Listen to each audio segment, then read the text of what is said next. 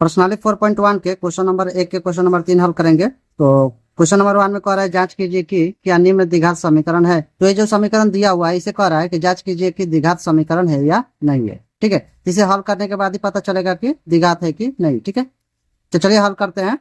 यह जो ब्रैकेट में दिया हुआ है इसे बारी बारी से गुणा करेंगे। एक्स से बारी बारी से गुणा करेंगे इस ब्रैकेट में। ठीक है, एक्स से पहले एक्स में करेंगे, उसके बाद 1 में करेंगे, उसके बाद फिर से 2 से एक्स में और 1 में करेंगे। ठीक है, तो बारी बारी से गुणा करेंगे। तो एक्स एक्स में गुणा करेंगे तो कितना हो जाएगा, एक्स स्क्वायर हो जाएगा। और एक्स से 1 में गुणा करेंगे तो प्लस एक्स होगा। और यहाँ पर माइनस है, इसके आगे प्लस है, माइनस प्लस हो जाएगा माइनस। ठीक है, 2 और एक्स में गुणा होगा तो हो जाएगा 2x। उसके बाद माइनस प्लस होगा माइनस और 2 1 2। अब बराबर का जो उस पार है उसे पूरा कर लेते हैं बारी बारी से।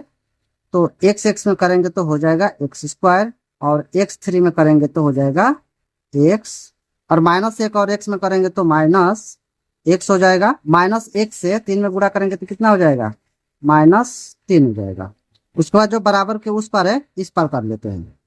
यहाँ पर लिखेंगे एक्स स्क्वायर, ये दोनों जाति सेम मिला है तो इसे घटा लेते हैं। तो घटाएंगे तो कितना होगा, 2 में से 1 निकलेगा तो x होगा, एक x होगा, यहाँ हो जाएगा -2।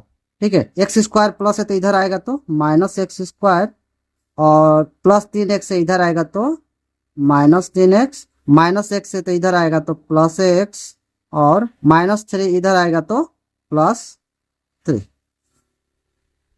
इसके बाद जो जाति जाति मिलेगा उसे जोड़ घटाव कर लेंगे।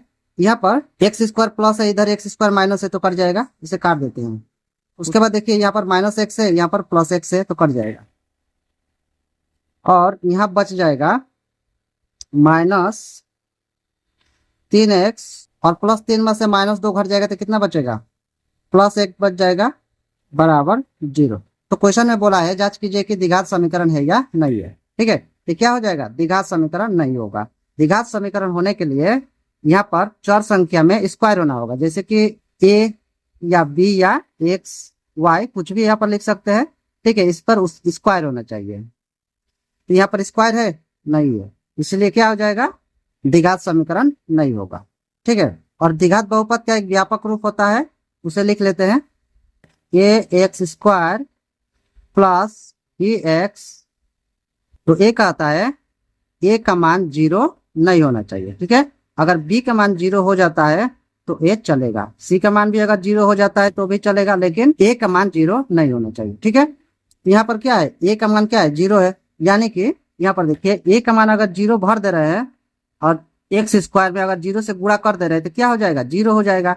यहाँ पर एक्स स्क्वायर क्या है, गायब है, यानी कि 0 से गुणा हुआ है तभी जाके गायब हो गया है। ठीक है, अब b का मान क्या है, यहाँ पर b का मान हो जाएगा x है कि नहीं, यहाँ पर देखिए यहाँ पर x है ना, यानी कि a हो जाएगा b, 3 हो जाएगा, -3 क्या हो जाएगा, b हो जाएगा, b का मान हो जाएगा। और यहाँ पर एक क्या है, अचर पद है, तो अचर पद क्या होगा, c का मान क्या होता है, अचर पद होता है। तो c का मान दिया है, b का मान भी दिया है, लेकिन a का मान नहीं है। ठीक है, तो ये द्विघात बहुपद नहीं होगा। उसके बाद लिखेंगे यहाँ पर लिखेंगे यह द्विघात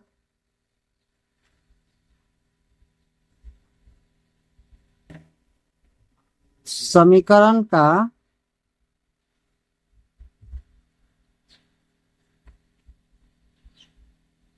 व्यापक रूप ax square plus bx plus c equal to 0 के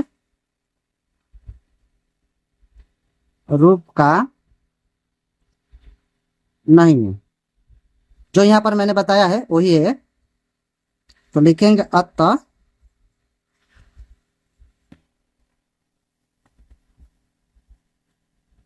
दिया गया समीकरण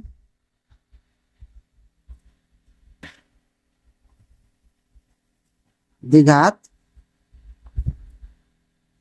समीकरण नहीं है।